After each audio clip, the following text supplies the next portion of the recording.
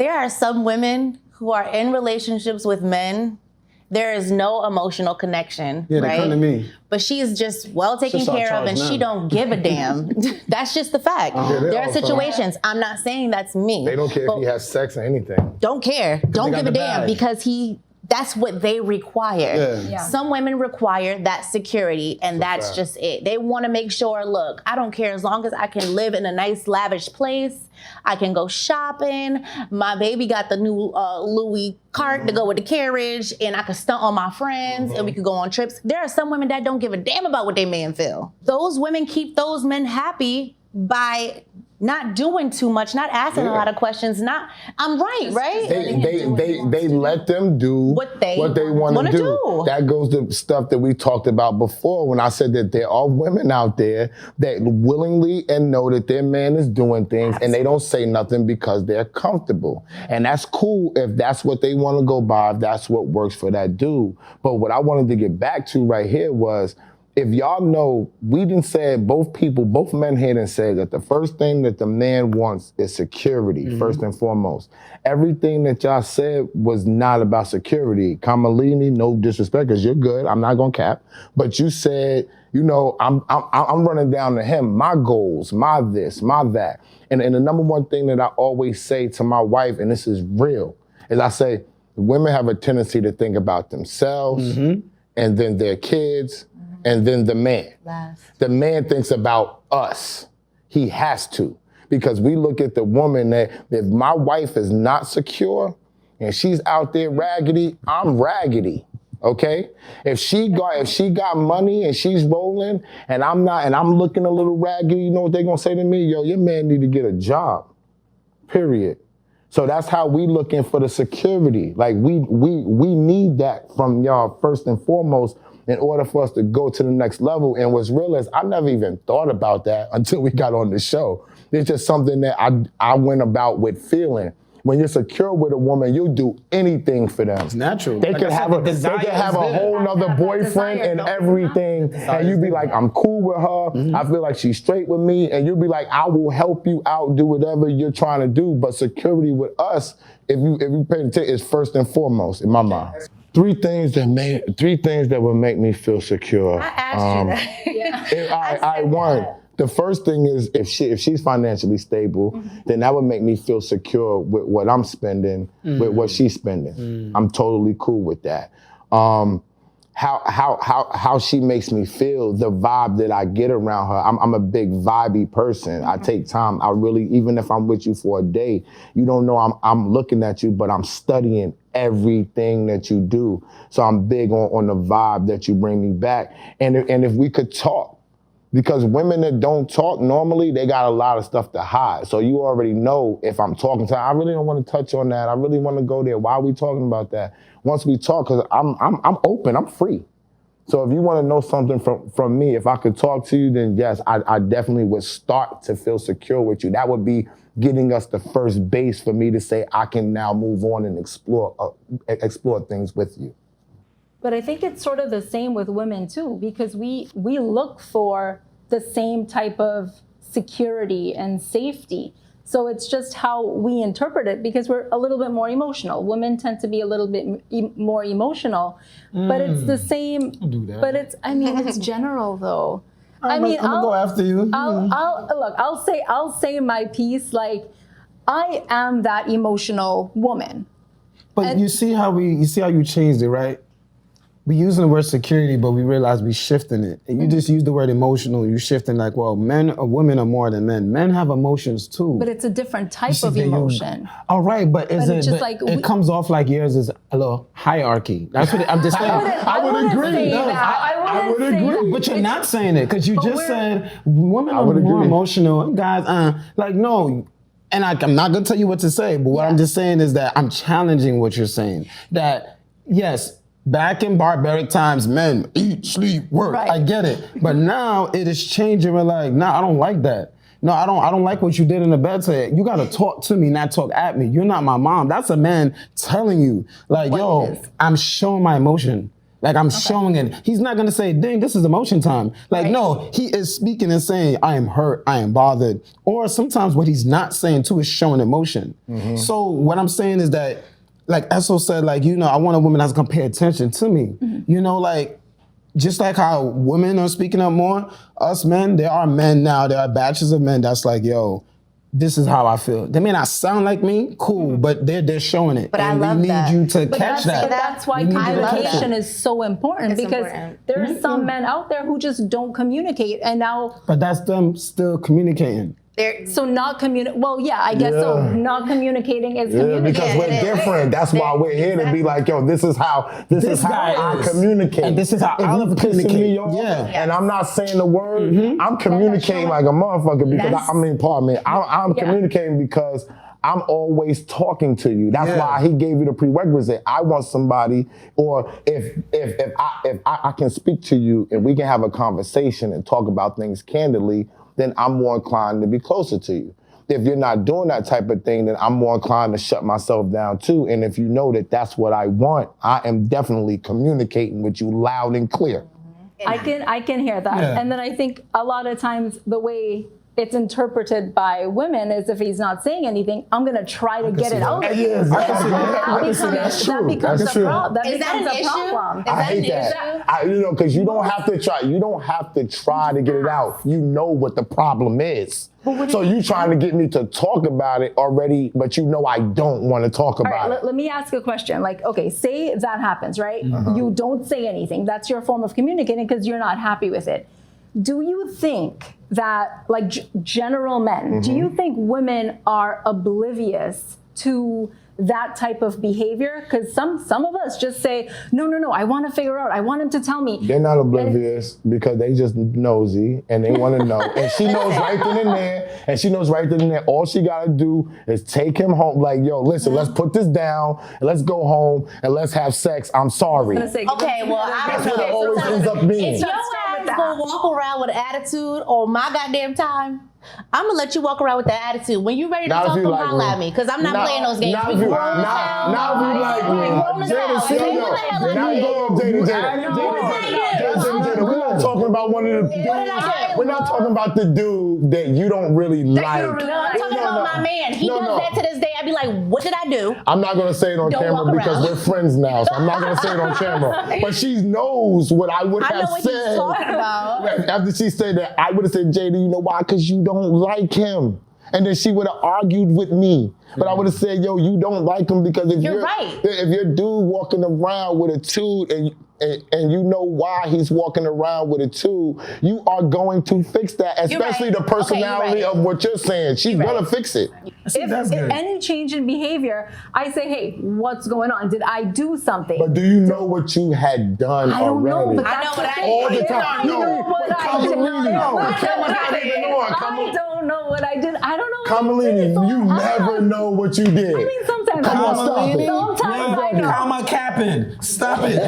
You know what you did. Sometimes I know. Sometimes I know. Sometimes I genuinely don't know. But other times I do, and I'm like, you know even what? Nice women know the BS they do. Stop. Because they're not nice all the time. They're not innocent. They're not like, well, let's talk to me. Let me know what you want to know, what you need to do, and all that. No, they got Southside in them too, the Bronx in them too, and it comes out when they don't like something. You see, she just put the middle finger up. She was just talking all night, and see, it comes out. Yeah, I ain't even gonna hold you. I know what the hell I did. Now you gonna we're gonna talk about. I want to go. I'm gonna share this right. Y'all guys tell me. This might be poetic, but I'm gonna go a little interesting with my perspective, because I was listening and Esso talked about before, you know, getting a relationship, this person needs to be kind of complete enough or happy with themselves, right? So we've all been in relationships, right?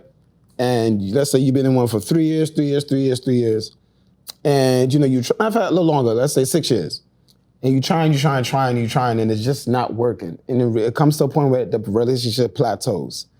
And I want to add to what Esso was saying is that I'm gonna learn from this relationship that didn't work, And that's how I'm gonna provide security to the next relationship. Because what we tend to do is like, yo, I want it to work. And I get it, you may have kids, you may have businesses together, you put in time.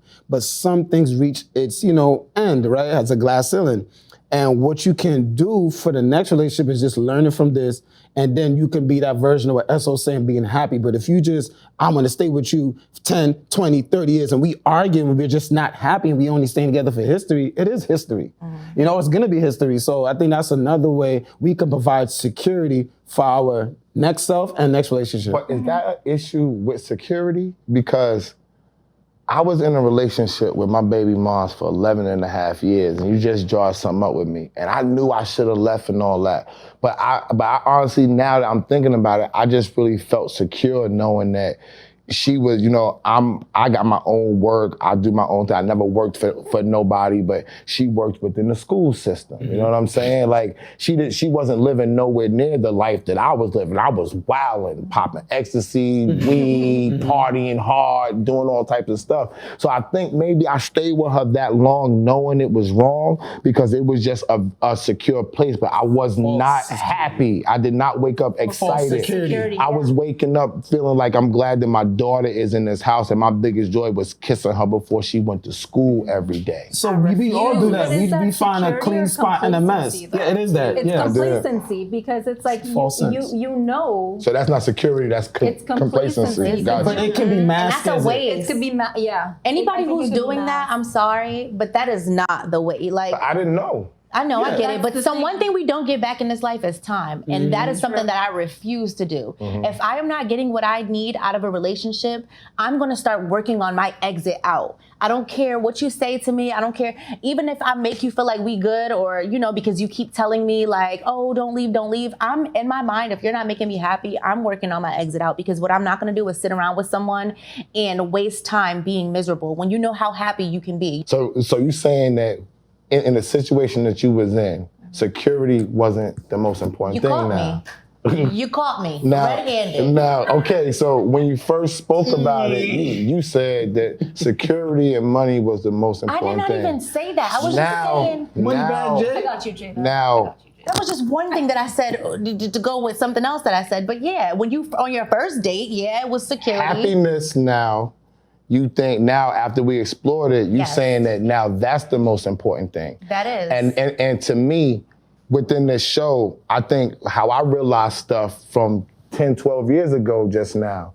Like we used to take those type of things and say, oh, well, you're wrong about that. But sometimes you have to talk your stuff out to really understand where you're really coming from because we don't have time to speak about, well, what makes you tick or what doesn't make you tick. So because she really thought that money was the most important thing. And once she explored it and we talked about it, it's definitely not the most important thing. It was very therapeutic. But doesn't that go back us to my fellas needs, want to say you're welcome.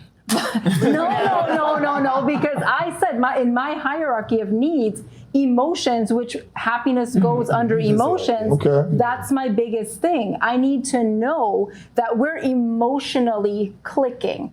I'm vibing with you emotionally. That's important for me because I already know without him, I could make my own money. That's what I bring to the table. The fact that I have means of making money and I don't need him for his money. What he brings, he adds to it. And then we build a happy future. Now I'm realizing the security is like, I feel better if I'm happy within. You're right. You know what I'm saying? Like sometimes the money is not enough. Sometimes, Can you say that part again? I took an L. She said sometimes money is not enough. Sometimes the money is not enough. And I understand that. But for women who are in a situation where when they're with someone who the security is their money, it's harder for them to leave that situation because now they have to pick up and start all over. And now they have to change their lifestyle. And now they have to probably bring their children with them. And now they have to live a certain way. And they're willing to put up with being miserable or dealing with someone who doesn't give them everything they need because they're afraid. Well, all they have to do is put themselves to work. If you know that you're trying to leave somebody and he's the person that he's paying the bills, then you need to figure out, is there a business you can open? Right. Is there some type of work that you can do? Because staying there with somebody who you really don't like or you don't care about, you're wasting away, you're wasting your entire life. Then being lazy, that's called lazy. being lazy. Don't be lazy and be caught up with somebody that you don't like, because his life is trash and your life is now trash too. And if you have kids, their life becomes trash as well. And you don't want to do that. You'd really be surprised what you can do once you get out of a situation. You'd be surprised how much clearer you'll think. You'll be surprised how when your back is up against the wall, you make bad decisions. When your back is really against the wall, though, also you start making decisions about, okay, how am I going to come out of this? That's when that grind really kicks in. And that's when you start finding things within yourself where you're like, okay, well, if I'm going to get out of this situation, let me just start working here. Or let me just start doing this. Or let me, that talent that I used to have, let me kick it up. Let me turn. Do they ever think about more communication? If I'm really not excited, like everybody knows that's married to have long-term relationships, sometimes you could feel like you do plateau, right? And it has happened. And when you plateau, you start looking other ways and stuff like that. But how you get past that is you have to come back down and you have to be back to secure with the person who you was with from the beginning. And you should be able somehow to build up the communication back to at least talk about if we're gonna work on this or if we're gonna just part ways. Can I say something on that? I feel like excitement is very important in a relationship, right? Very. And once you get to a point where you know the ins and out of a person, and you know their routine, and you know how they brush their teeth, and how you just know what to expect. It's boring. It's boring. You start so taking them for you granted. start wanting more. But you know what? sometimes But y'all know what y'all call that? But y'all know what y'all call that? What? This is what my wife calls me. He's a lot to deal with. And people say, yo, how do you deal with him? Right. He's a lot to deal with. So evidently the lot to deal with dudes is the one that they want to be with, because you're never going to have a dull moment. You're never going to know what's going on. But the thing is that not everyone's like that. There's some women and there's some men who they reach that plateau and they're happy there because they know what to expect. They know what's going to happen the next week, the next month, because it's the same routine. Are you like that? I am not like that, and I'm not happy You're not a like plateauer? that. I've plateaued. I have plateaued, and I caught myself, and I said, I'm not happy, because what happened? I started gaining weight. I didn't feel good about myself, and I said, this is not who I am. This is not how I want to be. And I caught up with it, and I said, no, I need more for myself. Did you talk to him about it, or did you just redirect and move on? I redirected myself, and I told him, I said, I am not happy with myself. It has nothing to do with you. It's just I am not happy. I know I could be better. I know I can do more. And I started doing it, and he was supportive. He said, look, we've gotten to a phase where it's just like we know each other, Y'all were right? a tremendous couple if y'all talked like that. And it was just like, they were dope. Why did y'all ever even separate? Like, oh, you plateaued with me, I plateaued too. I understand. Move on, everybody. It's okay. Poetic. No, it had its poetic justice. It's poetic, but it took work, but it had its ups and downs. But you were secure with him? I was secure. And he was secure with you, right? He was secure. All right, cool. That's all I wanted to know. He was secure, but then it got to a point where we just started doing our own thing so much. I can agree with that. We sort of forgot about each other. And that's where it got really problematic, because when you get so caught up in doing your own thing, with having that mindset of, I'm going to do this, I'm going to do that, I'm going to finish school, blah, blah, blah, get my own money, you forget about the relationship that you have. You forget about the us and you start thinking about the you. Exactly, and that's what happened. So I'm not going to lie, I experienced that when I was in college. I was with someone that I absolutely loved. They were my best friend. Everything was just amazing. I was in a point in my life where I could not imagine myself being with anybody else. Yeah. I knew I was going to have his kids. I knew his family in and out. He knew my family in and out. My family loved him. That was a household name for me. Nobody could get over my ex from college. Nobody. And we were good communicators. Like, we literally were great for each other, like literally how best friends are. But there came to a point where no matter what, our communication, no matter how real we were with each other, we just decided that, yes, the communication is great for us, but we still wanted different things, and we just let our lives just separate. Once we got space from each other, we allowed that space to just become, to grow. And then after that, it was just like, we grew in different directions, and I was secure with that person. I felt like he provided me everything I needed. So the security, it trickled all the way down. It was all of the other. We were in college together, so I didn't really think about monetary. Like, I didn't really think about the money part. Yeah, it didn't matter in college. It didn't matter in college. I like you, you like me. We're gonna figure it out. Is that what I was saying earlier? Oh. Get out of here. You notice I just sat quiet and everything I said is just coming back. Yeah, but we're learning at the same You're a prophet. You're a prophet. I decided to say nothing. I had to say nothing. I'm confused now. That's the point. That's the point. Because happiness is enough sometimes, and happiness is not enough. I think there is a point where growth Happiness is important. Is never enough. It's growing. It's growing. It's constantly meeting new but that's points. the problem, because with me, once I meet you, you good in that pocket. I don't need us to be doing all of this extra growing to do what? Once we decide to be together, we have talked already. We have done this. We're not talking about when we're meeting together. We're talking about when we're together.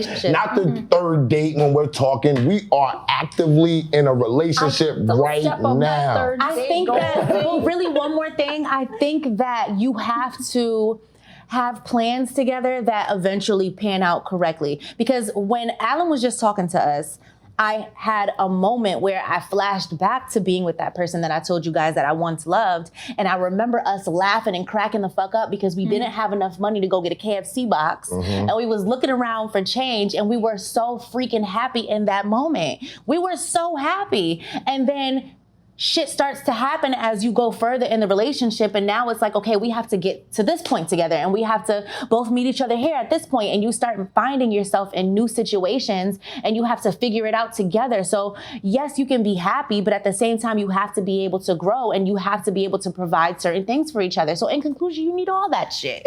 You need a healthy balance. You need a balance. Feelings are unexplainable anyway. Right, but with growth comes responsibility, though, because I like what you said. You cracked up because you were looking for change to go buy KFC, but factor in a child in that mix. You have to take care of this child. You have to have money coming in, which can bring stress. And it adds on a lot of stress. Exactly. So with every day you grow, there's additional responsibility. The choices that you make, it increases the responsibility or decreases it. Now it's your choice at that point. Do you want to stay with someone who doesn't have the ability to grow? Exactly, who can't forecast what's going to happen next month, far less the next year? Or do you want to change direction and repivot yourself to someone who could? So that goes back to people. I don't feel like no one can make you happy. You have to be happy. Real quick. You have to be. The number one thing is, because even if you're broke, okay, like y'all always mention, even if you're broke and you meet somebody that has money, right? Your initial thing is euphoria. I'm buying things that I never could buy. But after you're done buying them, you don't like the person.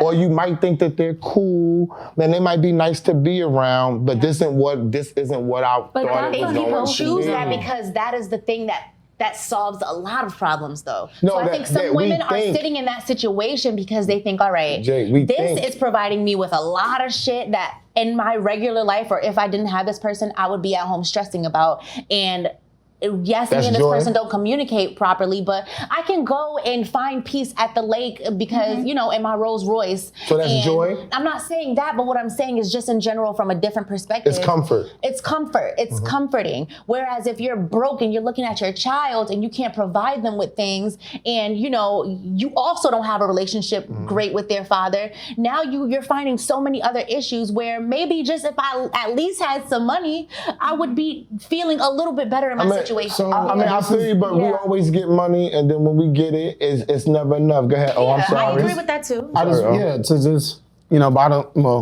put it all in perspective. Like, while you are keeping someone, make sure you're not losing yourself, right? Because that's the thing. You can't have your foot on the gas and the brake at the same time, right? Yeah. So I think that's what happens with a lot of times where, like, you reach this, like, so Jada just said, I found comfort in my KFC, right? And that was enough. Or at the moment, then you grew. Or this man isn't doing enough, but he just holds the baby. I think we need to stop, men and women need to stop looking at that one thing and try to put a blanket on everything. Like, no, yes, he's holding the child, cool, but we are still broke. We are still struggling. Put the child down and go pick find up a a job. laptop, look for a job. But also you gotta know how to communicate that too. You don't go The for right the ego. way. But you Right. can't The right actually, way. but you can't belittle him. Yeah. And vice versa, the man can't, say, can't belittle you can't him. look as good anymore. You can't After the belittle baby, nobody. nobody. Excuse me, go ahead. Exactly. No, that's it. No, I don't mind we having a conversation, but I just wanted to add that we're like, we just have to just be mindful of not losing ourselves and not, finding a clean spot in the mess and like living in this delusion of grandeur. Like, yo, this is reality. Yes, he's holding his child, cool. Yes, she's breastfeeding. That's naturally what's supposed to be done. Exactly, And that's there's the other bare things that minimum. we've all been saying as we turn to audience, that it's multifaceted. We have to do all these things. I don't want to put blame on man and women anymore. I think we need to shift that to like, we need to be human beings and be responsible. Yes. And talk about those things together. So in conclusion, wow, I learned a lot about myself and I can see multiple different perspectives. And I feel as if to be someone's happiness, I don't think it's possible. It's very overwhelming when you hear how to keep someone happy or how to be someone's security. I personally feel as if I can't be someone's happiness if I don't understand who they are, what they want, or where they want to be in the future. I feel like if I don't communicate properly with my significant other, that it'll be a failed relationship, because to make you happy, I have to understand you. And for a man to be my security, he has to understand me as well. And I feel like finances are not just enough for security. I feel like you have to make me happy and we have to see eye to eye. Otherwise, I'm not secure. My emotions are not secure. My well-being, my dreams, my goals. How do you feel about them? Will you support them? Will you be there for me when times get hard? So I personally feel like there's so much more that is involved when it comes to being my security and me being your security and us making each other happy. So, with that being said, what did you get out of this, Esso, and how do you feel? Well, I actually got a lot of insight from y'all about how y'all really feel about things. I'm still gonna stand on that. For me, for a man, being secure with your woman is the first and foremost thing. That's our first step in order to crack the layer back, in order for us to move on and get closer to you. Then the communication is key. And I know that we know all of this stuff, and I just feel like sometimes the emphasis on money, which I always know is definitely needed. I understand that. But when people emphasize it so much, it kind of puts a blinder on any type of true situation, knowing what you can or can't do with a person, knowing what they will and won't do with a person. And that expectation of money kind of taints everything before you even get started. I implore people to look for love first. I implore people to look for security if you're a man. To me, those are the first two things that you need to see. You know how you feel when you meet a person. You don't know how they feel, but you know how you feel. And that's the same feeling you want them to have about you. If that's not the case, 9 times out of 10, it's just not gonna work.